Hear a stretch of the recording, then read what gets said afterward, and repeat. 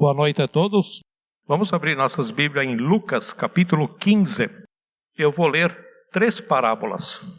Nesse capítulo 15 há 3 parábolas.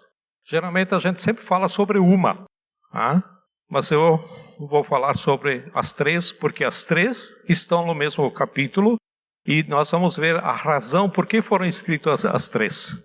Então a parábola da ovelha perdida, que é muito conhecida, a parábola da moeda perdida, que ela é um pouco menos conhecida, e a parábola do filho pródigo, que é de praxe, né? E quantos estudos são feitos apenas em cima dessa parábola? Então hoje eu vou encaixar todos, vai ser um pouquinho chatinho o estudo, aliás a leitura, porque são 32 versículos, tá? Diz assim: todos os publicanos e pecadores estavam se reunindo para ouvi-lo. Mas os fariseus e os mestres da lei o criticavam. Este homem recebe pecadores e come com eles. Então Jesus lhes contou uma parábola. Qual de vocês que possui 100 ovelhas e perdendo uma, não deixa as 99 no campo e vai atrás da ovelha perdida até encontrá-la? E quando a encontra, coloca-a alegremente nos ombros e vai para casa. Ao chegar, reúne seus amigos e vizinhos e diz: alegrem-se comigo, pois encontrei minha ovelha perdida. Eu lhes digo que, da mesma forma, haverá mais alegria no céu por um pecador que se arrepende do que por 99 justos que não precisam arrepender-se. Ou qual é a mulher que, possuindo 10 dracmas e perdendo uma delas, não acende uma candeia, varre a casa e procura atentamente até encontrá-la? E quando a encontra, reúne suas amigas e vizinhas e diz: alegrem-se comigo, pois encontrei minha moeda perdida. Eu lhes digo que, da mesma forma, há alegria na presença dos anjos de Deus por um pecador que se arrepende. E Jesus continuou: um homem tinha 2 filhos. O mais novo disse ao seu pai: pai, quero a minha parte da herança. Assim ele repartiu sua propriedade entre eles. Não muito tempo depois, o filho mais novo reuniu tudo o que tinha e foi para uma região distante. E lá desperdiçou os seus bens vivendo irresponsavelmente. Depois de ter gasto tudo, houve uma grande fome em toda aquela região, e ele começou a passar necessidades. Por isso foi empregar-se com um dos cidadãos daquela região, que o mandou para o seu campo, a fim de cuidar de porcos. Ele desejava encher o estômago com as vagens de alfarobeira que os porcos comiam, mas ninguém lhe dava nada. Caindo em si, ele disse: quantos empregados de meu pai têm comida de sobra e eu aqui morrendo de fome? Eu me porei a caminho e voltarei para meu pai. E lhe direi: pai, pequei contra o céu e contra ti. Não sou mais digno de ser chamado teu filho. Trata-me como um dos teus empregados. A seguir, levantou-se e foi para seu pai. Estando ainda longe, seu pai o viu e, cheio de compaixão, correu para seu filho e o abraçou e beijou. O filho lhe disse: pai, pequei contra o céu e contra ti. Não sou mais digno de ser chamado teu filho. Mas o pai disse aos seus servos: depressa, tragam a melhor roupa e vistam nele. Coloquem um anel em seu dedo e calçados em seus pés. Tragam um novilho gordo e matem-no. Vamos fazer uma festa e alegrar-nos. Pois este meu filho estava morto e voltou à vida, estava perdido e foi achado. E começaram a festejar o seu regresso. Enquanto isso, o filho mais velho estava no campo. Quando se aproximou da casa, ouviu a música e a dança. Então chamou um dos servos e perguntou-lhe o que estava acontecendo. Este lhes respondeu: seu irmão voltou, seu pai matou o novilho gordo porque o recebeu de volta são e salvo. O filho mais velho encheu-se de ira e não quis entrar. Então seu pai saiu e insistiu com ele.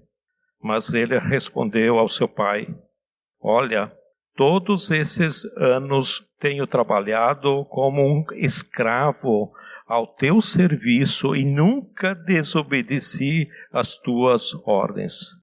Mas tu nunca me deste nem um cabrito para eu festejar com os meus amigos. Mas quando volta para casa, esse teu filho que esbanjou os teus bens com as prostitutas, matas o novilho gordo para ele. Disse o pai: meu filho, você está sempre comigo, e tudo o que tenho é seu. Mas nós tínhamos que celebrar a volta deste seu irmão e alegrar-nos, porque ele estava morto e voltou à vida, estava perdido e foi achado. Este texto fala das 3 parábolas: parábola da ovelha perdida, a parábola da dracma perdida e a parábola do filho perdido. Só que o texto começa assim no versículo 1 e 2. Todos os publicanos e pecadores estavam se reunindo para ouvi-lo, mas os fariseus e os mestres da lei o criticavam. Guardem essa frase: este homem recebe pecadores e come com eles. Este homem chamado Jesus recebe pecadores e come com eles, ou seja, partilha com eles, divide o feijão com arroz com ele, bebe vinho do mesmo garrafão, da mesma jarra que bebem os pecadores. E é exatamente por isso que Jesus conta 3 parábolas juntas, porque os fariseus, eles estavam revoltados. A crítica era: este homem, Jesus, recebe pecadores. E não só recebe os pecadores, mas ele divide refeições com eles. Jesus, ele foi taxado de bullying, chamado de louco, chamado de blasfemo, apóstata, porque Jesus se dizia Deus. Qual rótulo? Qual a reputação que o Grupo Aliança tem? Aliás, todos nós temos uma reputação. Reputação é aquilo que dizem a seu respeito, ao meu respeito, aquilo que seu vizinho acha sobre você, a sua tia, o seu tio acha sobre você, né? Qual a opinião do seu cunhado sobre você? Qual é a opinião da sua sogra sobre você? Qual é a reputação da aliança? O que falam do nosso respeito? Que tipo de grupo nós queremos ser e como é que vai cair na boca do povo? A aliança não é o lugar onde dá ênfase sobre milagres sobrenaturais, né? Não, ou milagreiros. Não somos um grupo, uma igreja milagreiras, né? Onde há soluções de problemas como doenças incuráveis, soluções de problemas financeiros e outros, né? Então, o que nós queremos ou desejamos como grupo ou como igreja?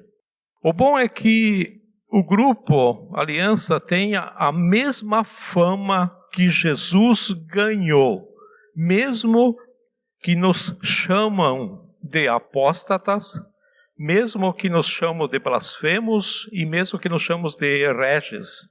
Apóstatas é quem renuncia a uma crença. Então, puxa, às vezes, esse grupo aí estudam a Bíblia, deixaram de ser, né, aonde nós pertencíamos antes, né? Então eles são apóstatas, são blasfemos. Blasfemos é um insulto ou uma mentira, algo mentiroso. Hereges, heresia, eles seguem uma heresia, né? Vem de eros, algo errado. O que importa é a fama que Jesus ganhou. E qual a fama que Jesus ganhou? Este homem recebe pecadores. Este grupo, ou igreja, não só recebe pecadores, mas partilha da mesa da ceia e da intimidade com pecadores e pecadoras. Assim é que devemos sermos reconhecidos, ou sermos conhecidos. E dá a eles a partilha, né? E partilha bons momentos juntos. Então este homem, Jesus, permite que pecadores entrem na sua intimidade. Essa deve ser a questão principal do grupo Aliança, onde aqui o pecador se sente atraído no nosso meio, porque os religiosos não querem isso. E Jesus contou 3 parábolas, porque os fariseus estavam indignados, porque Jesus sentava com pecadores. E as 3 parábolas têm como maior motivo a alegria. Todas as 3 parábolas terminam em festa, falando em festa. A primeira parábola, começa no versículo 4, fala do pastor que tinha 99 ovelhas. Uma se perdeu. Ele deixou as 99, ele saiu à procura pelo campo, pelas montanhas, pelas colinas, em busca, e achou, né? A colocou nos ombros e foi para casa com ela. Em casa ele reuniu os amigos e vizinhos e disse: vamos fazer festa, vamos nos alegrar, porque encontrei a minha ovelha perdida. Na segunda parábola, começa o versículo 8, uma mulher perdeu uma moeda, uma dracta, que valia o valor de mais ou menos um dia de trabalho. Então imagina um dia de trabalho hoje, né? Se fosse a nossa realidade aqui, R$100, né? É o que a pessoa cobra, dependendo da profissão, 120, 150, sei lá. E o texto diz que ela varreu a casa e certamente ela virou todos os móveis de perna para o ar, né? De pé, deve ter procurado nas frestas do sofá, até que achou essa moeda que estava perdida. E o texto diz que ela reuniu as amigas e vizinhas para celebrar com ela, porque venham celebrar comigo, porque eu encontrei a minha moeda que estava perdida. A terceira parábola começa no versículo 11. O filho mais jovem do pai, que tinha 2 filhos, chegou para o pai ainda em vida e pediu a herança que tinha como direito, mas essa herança seria após o pai ter morrido, mas ele quis antes. E o texto diz que o pai deu a parte dele e pegou essa parte dele e foi embora para bem longe e lá gastou tudo vivendo irresponsavelmente. E aí veio a fome, né, sobre a terra, ele estava passando fome, e o que deram para ele foi trabalho escravo de cuidar de porcos. E o salário era tão pouco que passava fome, ao ponto de querer encher o estômago com as vagens de alfarrobeira que os porcos comiam, mas ninguém lhe dava nada. Isso está lá no versículo 16. E aí ele se lembrou do pai e o que tinha feito e disse: vou voltar para casa. Vou voltar para casa e dizer para o meu pai que quero ser tratado como um dos seus empregados, porque o meu pai trata os empregados dele com abundância e com fartura. Quando o pai viu o filho chegando, correu em direção dele, e o filho disse para o pai 3 frases que ele tinha decorado: pai, pequei contra ti, pequei contra o céu, não sou mais digno de ser chamado teu filho. E o pai abraçou o filho e disse: vamos celebrar, vamos fazer uma festa, né? Colocou o anel em seu dedo, calçado nos pés, deu ordem para matar um novilho e vamos fazer uma festa e alegrar-nos, vamos fazer churrasco, né? Vamos contratar um sanfoneiro, uma banda, porque esse meu filho estava morto e voltou à vida, estava perdido e foi achado. Quando o irmão mais velho chegava em casa, ouvia o barulho da sanfona, né? Da festa, e as pessoas cantando, e quis saber o que estava acontecendo. Contaram para ele que o irmão tinha retornado, e ele disse: isso não é justo, eu não vou entrar nessa festa. E o pai foi lá buscá-lo, insistiu: meu filho, entra, se alegra, o seu irmão voltou, vamos festejar. Pai, esse seu filho gastou tudo o que ele tinha com festas, com prostitutas, e ainda você vai dar uma festa para ele?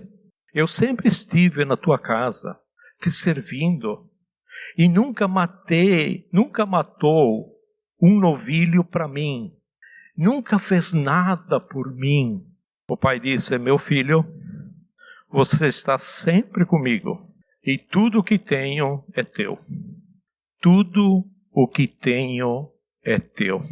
Você que está aqui, se é cristão, e creio que essa razão que você está aqui é porque você é cristão, e não ouviu essa frase de Deus para a sua vida, você vai viver de campanha em campanha. Você vai viver de sacrifício a sacrifício, vai correr de igreja a igreja até o dia que você ouvir de Deus: meu filho, minha filha, tudo o que tenho é teu.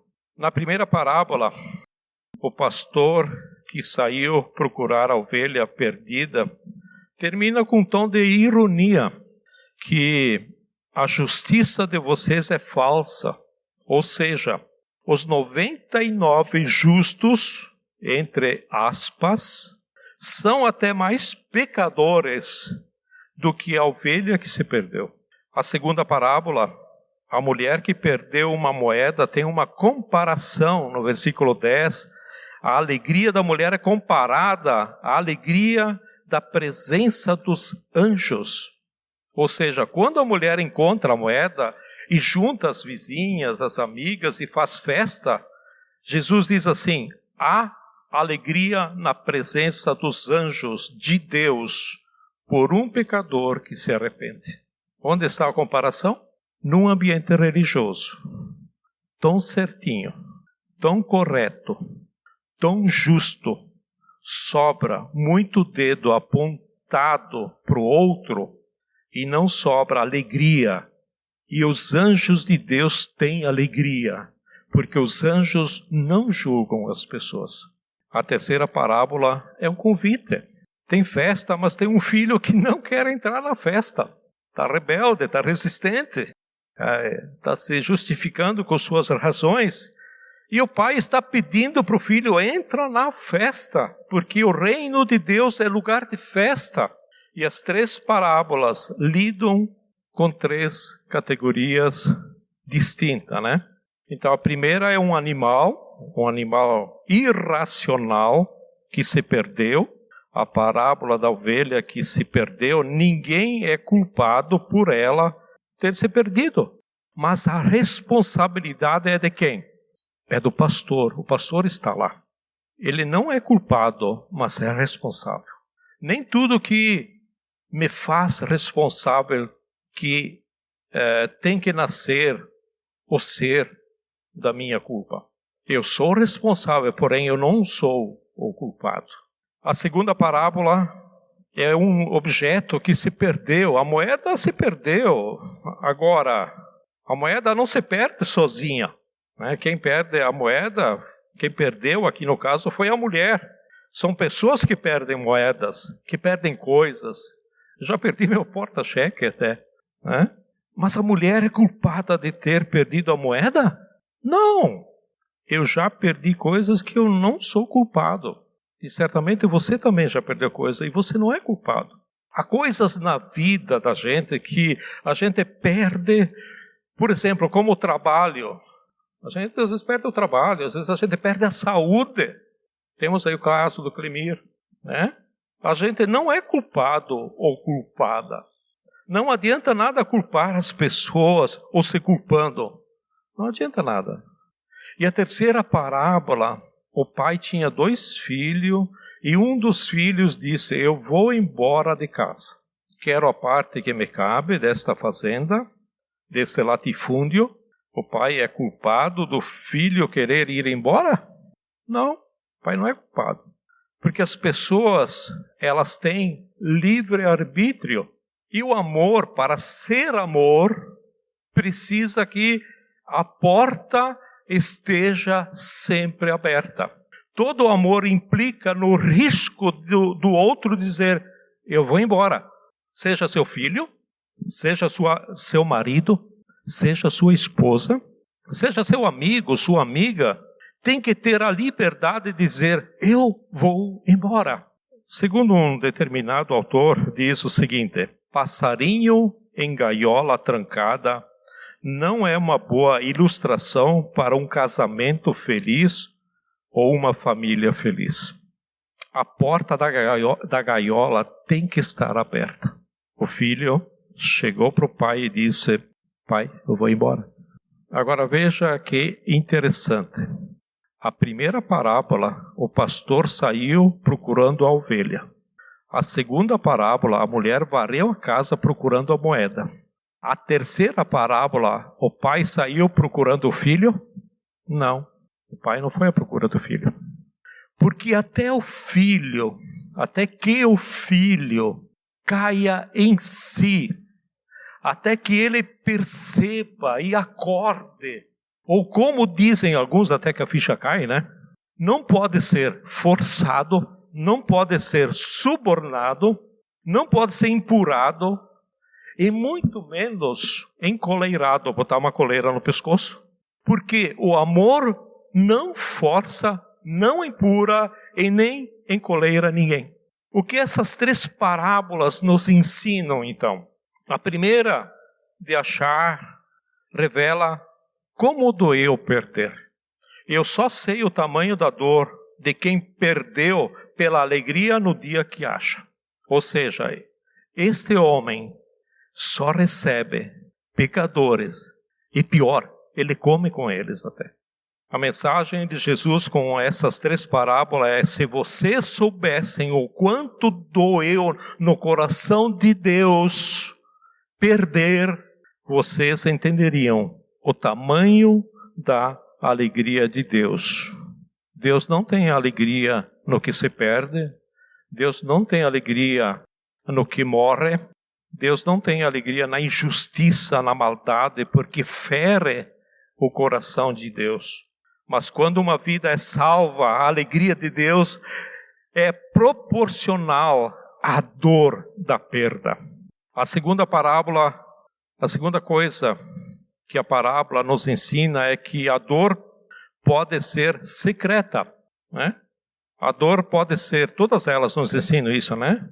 A dor pode ser secreta, mas uma alegria nunca é secreta. Uma alegria precisa ser partilhada. O pastor sofreu sozinho porque perdeu uma ovelha, mas o dia que ele achou, reuniu os amigos. A mulher perdeu a moeda e ficou triste sozinha em casa, mas o dia que achou a moeda de volta, ela chamou as vizinhas e disse: vamos fazer uma festa. O dia que o pai perdeu o filho, quantas noites esse pai deve ter chorado de madrugada, sozinho. Mas o dia que o filho voltou, ele teve que celebrar com uma festa. A tristeza pode ser solitária, mas a alegria, ela tem que ser partilhada.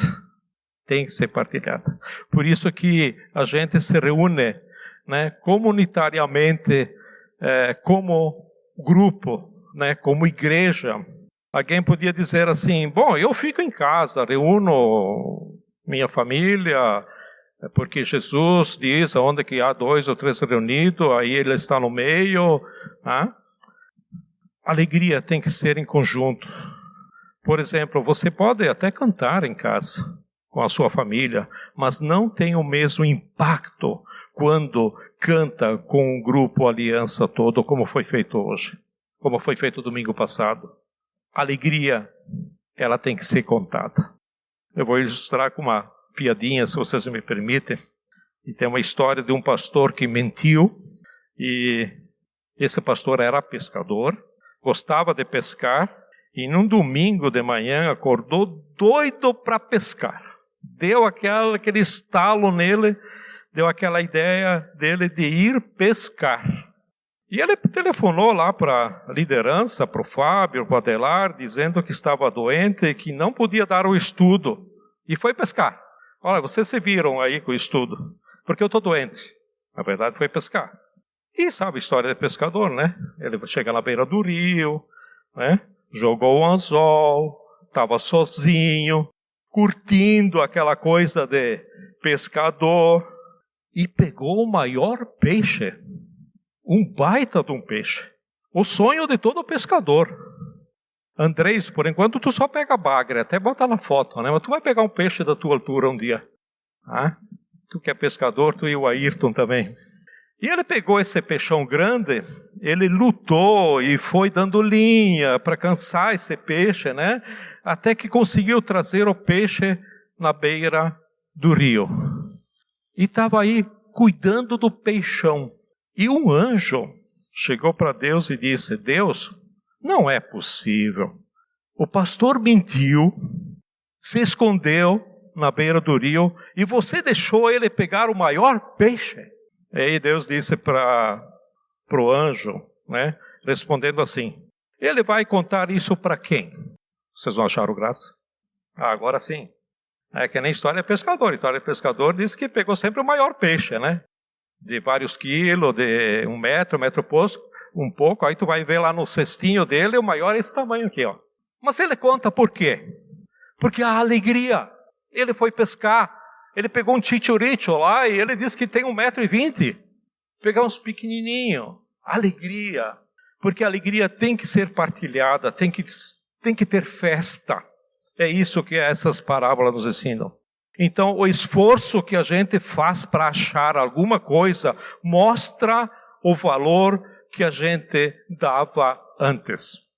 O pastor tinha 100 ovelhas, perdeu uma. Uma de 100 em porcentagem é quanto? 1%. A mulher tinha 10 moedas, perdeu uma. 1 em 10 é 10%. Um homem tinha 2 filhos e perdeu um. 1 de 2, vocês são bons de matemática, né? É a metade, é 50%. Mas essa ovelha não é uma estatística, é uma ovelha. Essa moeda não é 10%, é todo o valor simbólico que está por trás. Está o meu suor, está o meu trabalho, está a minha dedicação, a minha saúde.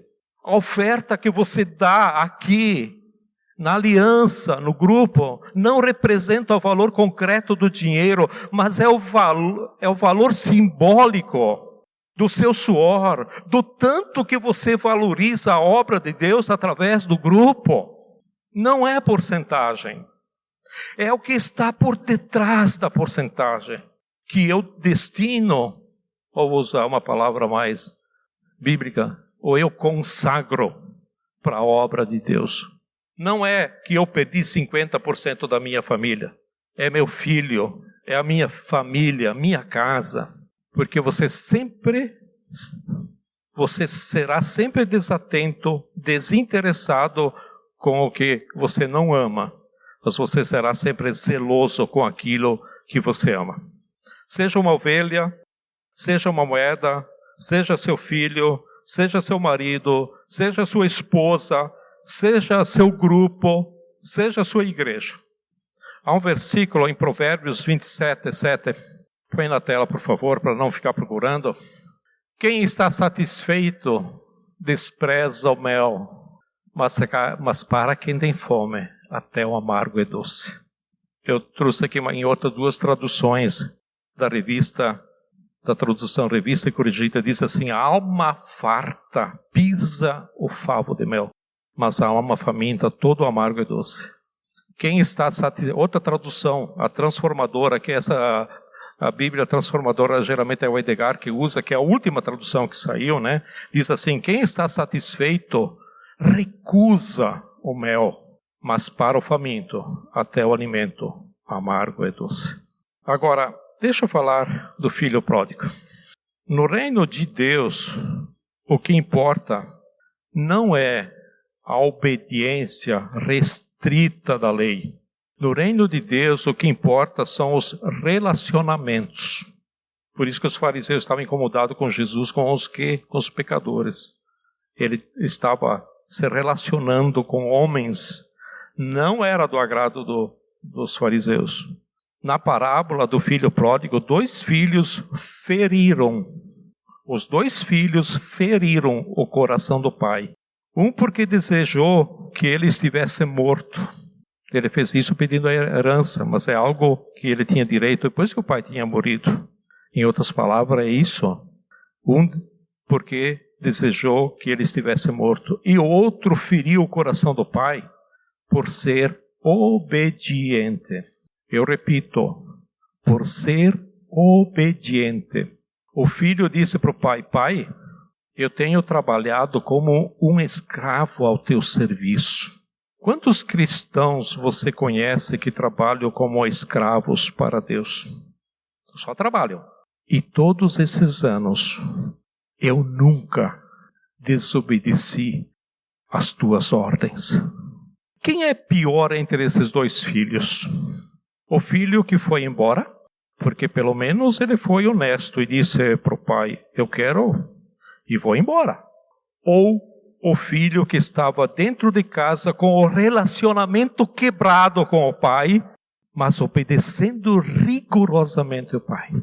Um dia nós vamos estar no céu e vamos comparecer diante do trono de Deus e Deus vai nos dizer assim: Zé, ele vai chamar o nome de cada um de vocês e ele vai dizer o seguinte: sabe aquele zelo que você teve por mim?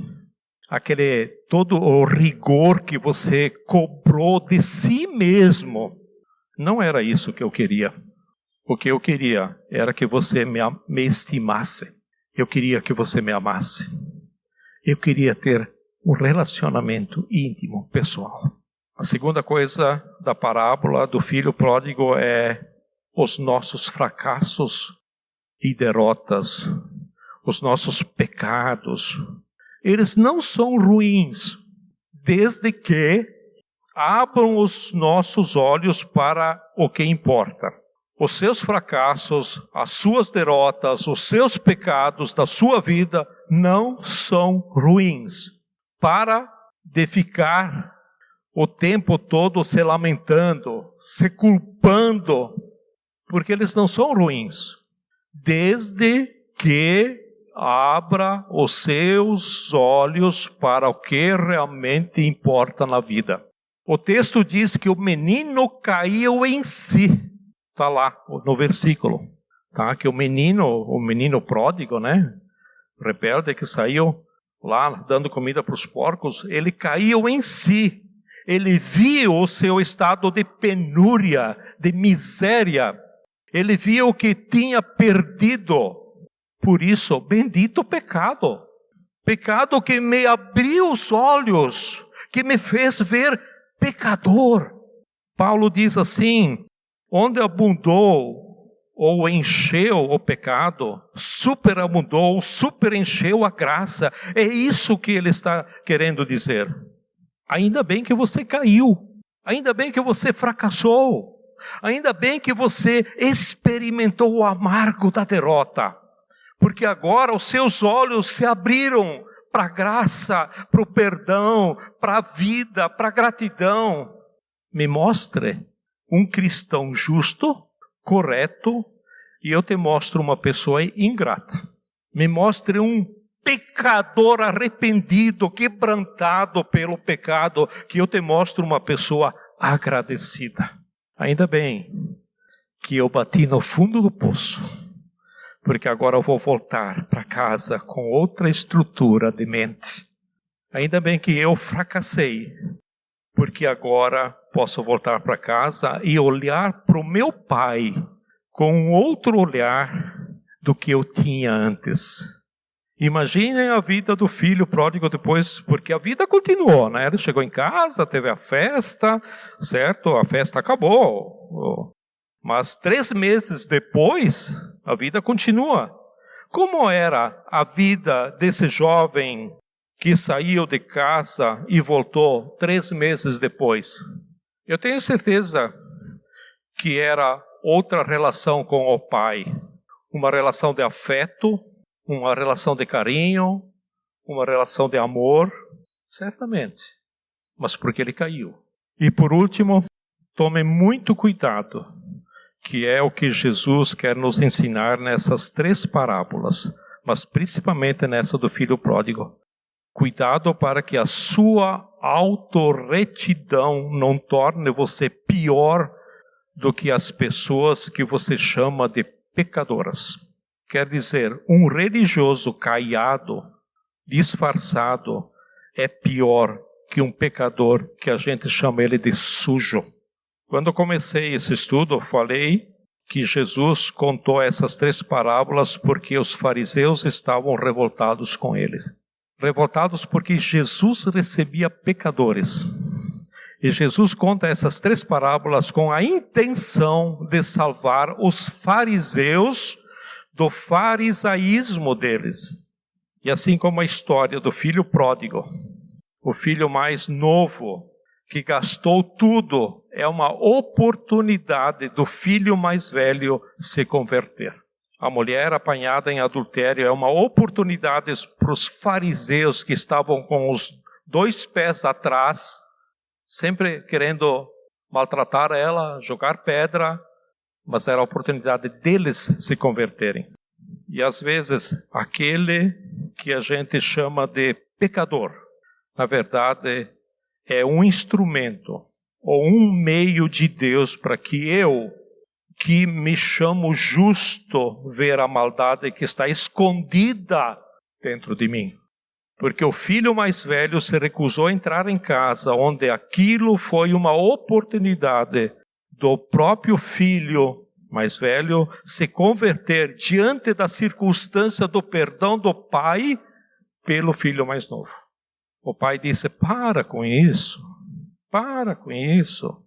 larga dessa tua atitude, muda de ideia, olha um pouquinho mais além.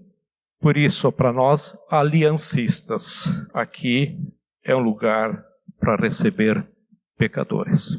Que sejam bem-vindos e queiram estar aqui. E a presença daqueles que a gente chama de pecadores é uma oportunidade para nós religiosos, eu especialmente, Zé Predebon, descer do meu pedestal, da minha base, e dizer: Deus, a minha justiça é trapo de imundícia. Na verdade, quem precisa se converter sou eu. E a oportunidade que o Senhor dá é a oportunidade que eu quero ter de ser diferente. Vamos orar? Querido Deus e Pai, quero te dar graças, ó Pai, porque Tu tens cuidado de nós. Quero te agradecer, ó Jesus, porque se não fosse Teu amor, Teu cuidado, a Tua infinita graça, que seríamos de nós? Realmente a Tua palavra diz que as nossas atitudes, os nossos fazeres são trapos de imundícia. Senhor, que possamos enxergar um pouquinho mais além de quando eu me olho e me acho que estou fazendo certas coisas justas, que sou justo, que eu mereço, tanto por comportamento como por atitude, sei lá, Senhor, transforma, ó Deus. Nós precisamos ser transformados e que isso venha a ser uma realidade nas nossas vidas. E que possamos olhar para as pessoas que são pecadoras como oportunidade daquilo que o Senhor vai fazer na vida delas. Não só de transformar elas, mas de sermos transformados também, ó Deus. Te damos graças, ó Deus, por aquilo que o Senhor vai fazer em nossas vidas. Esteja abençoando a cada um, ó Deus, que está aqui nesta noite, durante essa semana. E aquelas pessoas que não estiveram também com a gente, ó Deus, por uma razão ou por outra. Esteja com elas, ó Deus. Esteja com elas, fala com elas, ó Deus, e abençoa. Te pedimos isso e te agradecemos em nome de Jesus. Amém?